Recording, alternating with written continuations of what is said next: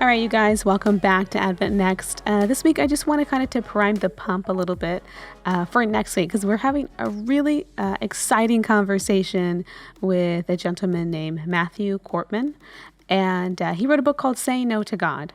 And it's going to be like a 4-part series. It's really long because there's so much juicy material to get into.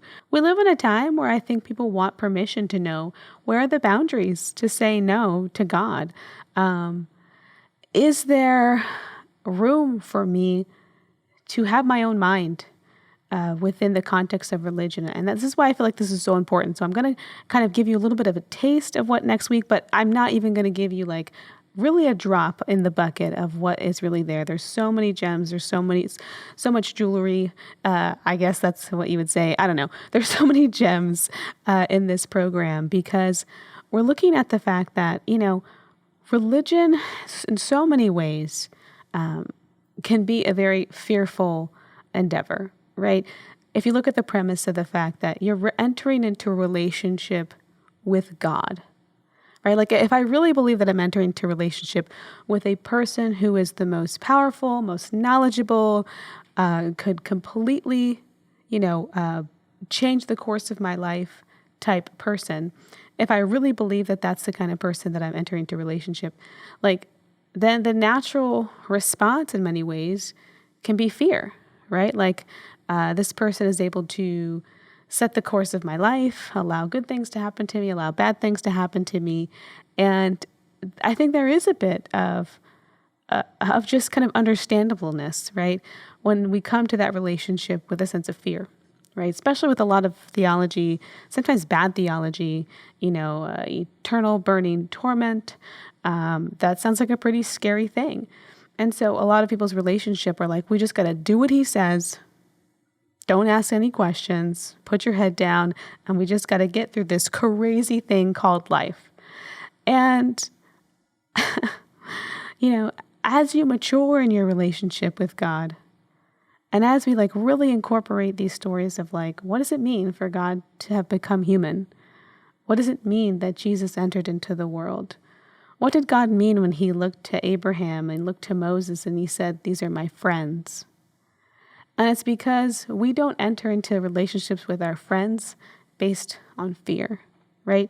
And there's a certain kind of equality that's almost there. And I know this sounds almost blasphemous to say that there can be equality between us and God. But I think there's a certain dynamic within our relationship that he does want to see us face to face. And he does want us to be able to enter maybe outside of that parent-child relationship, right? When Jesus said to his disciples, the servants don't know what the master is doing, but I call you friends, right? Like I'm not wanting to have that type of relationship with you that is dictatorial. That is, I'm telling you what to do, you need to do, don't ask any questions. But friends are people who challenge you. Friends are people who are willing to reason with you if they think that you're getting a little bit out of line, right? And we see that happening in the story of Moses. We see that happening with Abraham and Sodom and Gomorrah, right? That he's saying, Lord, please, if there are 10 righteous people in that city, would you change your mind, right?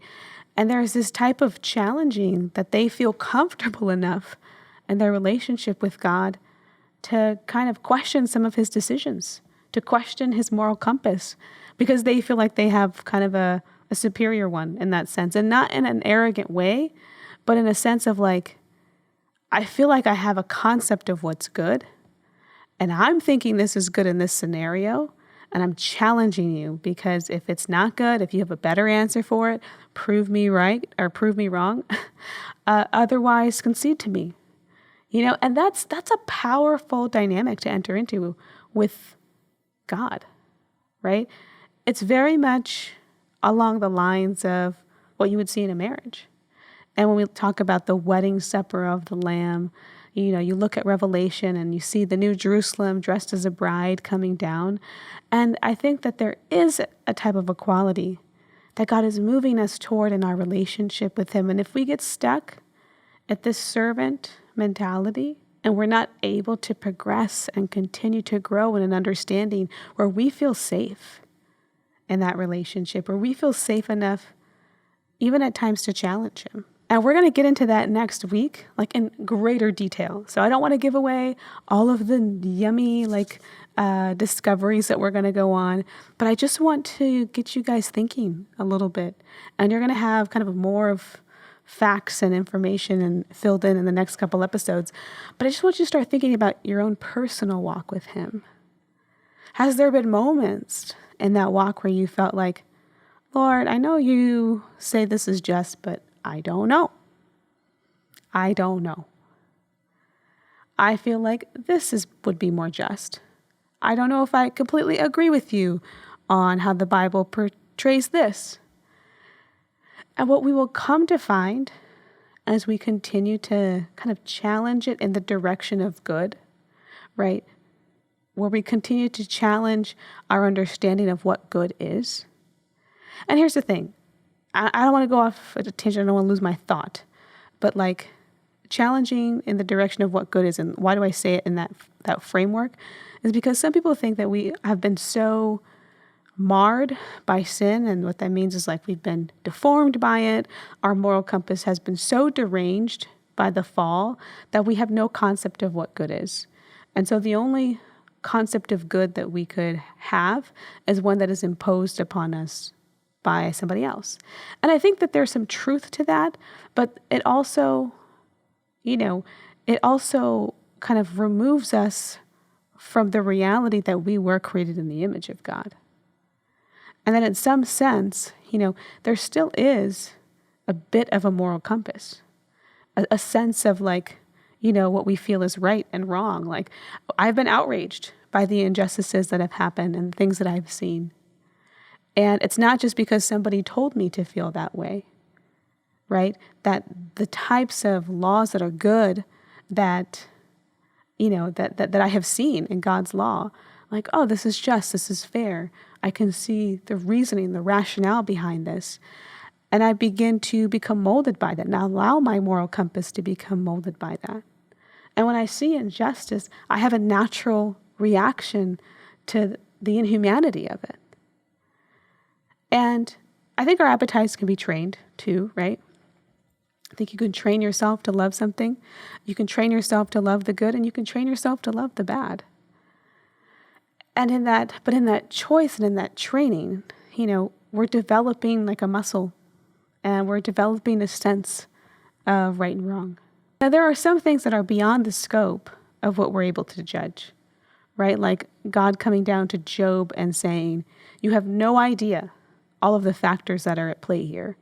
And so since you don't have all knowledge, you don't see how this action is affecting this action and how everything is interconnected, and I'm having to work in this fine-tuned balance. You only know about your life, and that's it.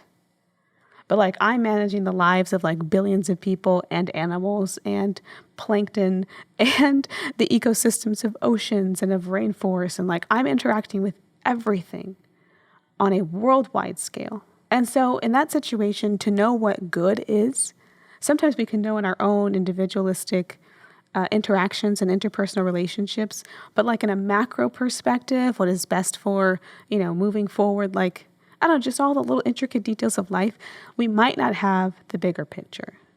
And so some of our statements that we might make to God might be misinformed. There has to be a humility in our relationship to concede that, right?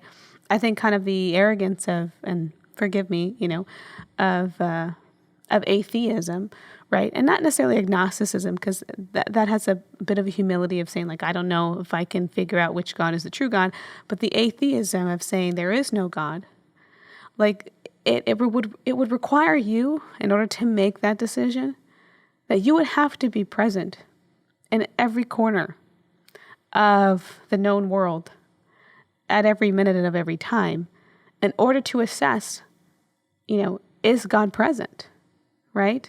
And I think that that's the challenge of not conceding the limits of our knowledge to say, I don't know. There are things that are beyond the scope of my little mind, and I want to talk a little bit about the unknown, right?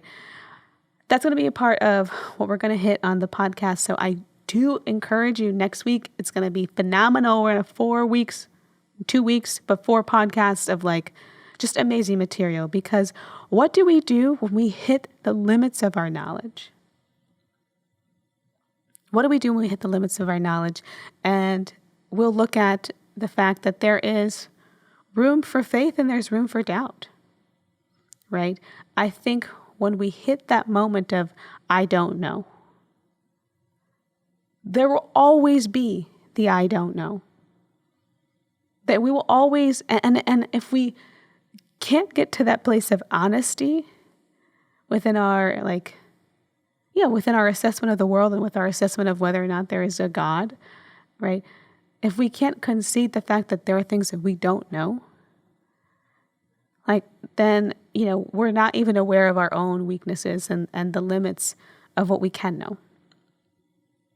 So, but I just want to kind of back up a little bit because I kind of took a detour. We are going to get into what do we do when we hit the limits of our knowledge, but I want to back up a little bit about this moral compass, right? That it's not, we're not so deprived in who we are. We're not so depraved in because of the fall that we don't have things that we see and injustices that we observe and say, this is painful to me. This agitates my morality. And there are things that we might observe about God that we see in the scripture, that in the ways that we see his church carrying out the scripture, that we might want to challenge and say, I don't think that's just. And we have to know that in our relationship with God, that there is room for that and that he welcomes that, because the entire point of salvation is for us to grow up into full maturity. And that full maturity is somebody who has a mind and reason enough to be able to assess the works of God and say, this is good. Not because they're based out of fear, not because they're saying that because they're like, I have to concede to you, God, because if I don't, you might destroy me. Because you'll say anything to save your life. But this is going to be a confession of somebody who has exhausted the limits of their knowledge and of their reason. They've observed it in every possible angle and they've said, this is good. And kind of on a theological tangent, there's a period in heaven, right? I don't know where my listeners are on the spectrum of whether they believe that's a real thing or not. But if we're taking the Bible for face value and we see that there's a resurrection and there's a period of time where we're with the Lord, whatever you'd like to call that time, that's a time of assessment. That's a time where we get to come into full agreement, where he has full transparency. We audit God. Tax season is here. Some of you might be getting audited by the government. I pray not. But it's a time where he's coming under scrutiny for all of the decisions that he's made and the ways that he's interacted with humanity. Did he do enough in this person's life? Did he come at the most opportune time? Did he display himself in the most favorable of manners? Did he give people every opportunity that they could to choose him? Or did he manipulate the situation? Did he skew it so that somebody would become an inevitable loser in this situation? Did he, by his negligence and by his mishandling of the work entrusted to him, fail? Was he cooking the books? We get to come under this auditing of God. And the fact that he's humble enough to say, I want you to know everything because I need you to trust me. But even before we get to that point where we get to fully unpack everything, there's still the question of what do you do with the unknown? How do we react in the face of mystery? Do we believe the best about God, or do we default to disparaging beliefs? And we're going to hit this on next week's podcast, so you cannot miss this. The conversation is so good. Matthew Korpman does such a great job really hammering this out. So this is in no way a substitute for next week's lesson, but I just want you to chew on that for a moment. Because I think about my own personal relationships. I know where my mind can go. If somebody doesn't answer their phone, oh, they must be ignoring me. Oh, I wonder what I did to them. Oh, I wonder why they have such an attitude right now. Right? Like, I don't and maybe I should. This is a reflection of me, not a reflection of anybody else. Like, I have got to check where I allow my mind to go in the presence of mystery. Do I begin to think the worst about that person? They said something that seemed a little off to me, but it's kind of outside of their character. But I'm like, why didn't they respond to my text? Or why did they say it like that?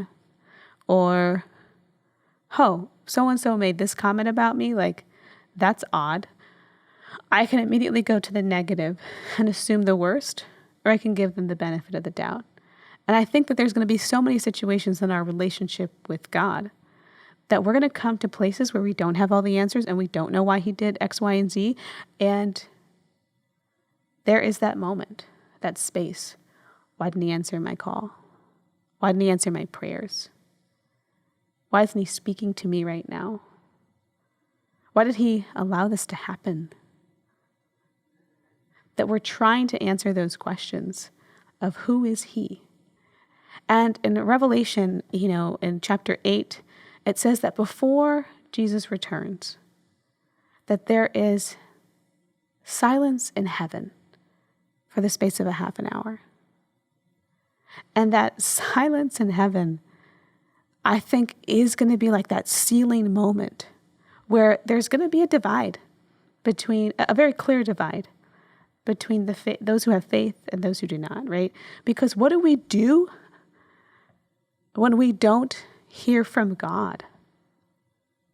And I think that's the ultimate test of character. That's the ultimate test that we know God. That's the ultimate test that we are in relationship with him and we trust him. Because even when we don't hear him, we still believe that he's doing something good on our behalf, that he hasn't actually forsaken us, that he isn't acting out of bad character. And I think that that's a powerful moment to come in your relationship where you trust somebody so much that even when you don't hear from them, you don't impute ill motive to them or impotence to them or negligence to them. And so we are on a lifelong journey of practicing that very practice. What do we do with silence?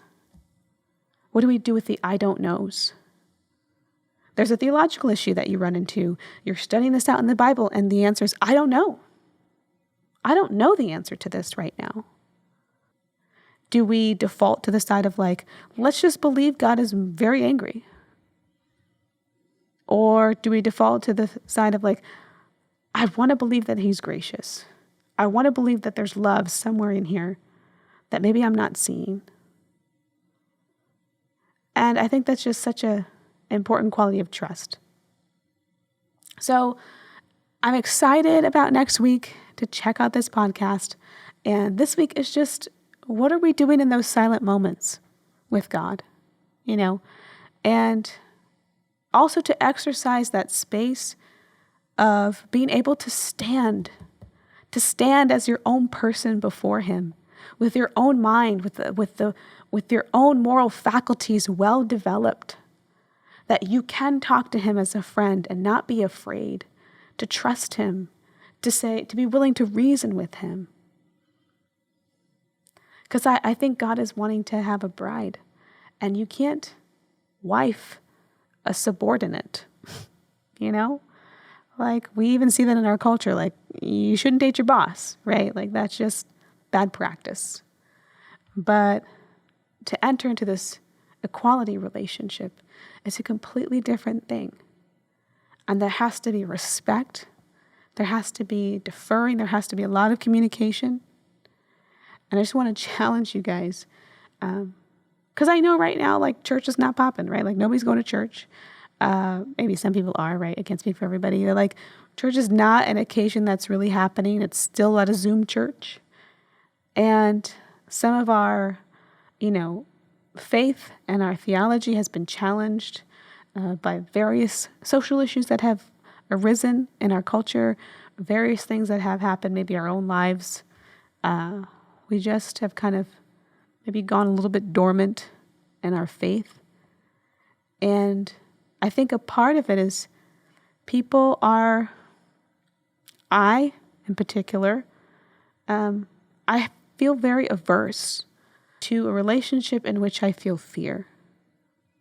If I'm feeling fear in my relationship for the majority of it, it's not a relationship that I'm going to want to be in.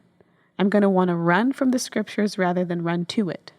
I'm going to rather run from that encounter rather than run to it.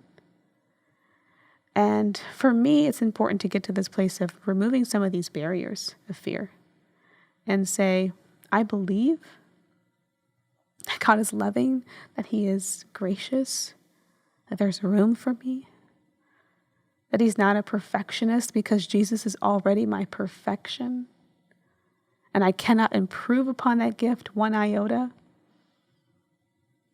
And I want to stand here with my friend and talk to him and ask him to help me make sense of this. And for me, in my life, he does. And I love that. And I'm glad that we get to have the friendship that we have.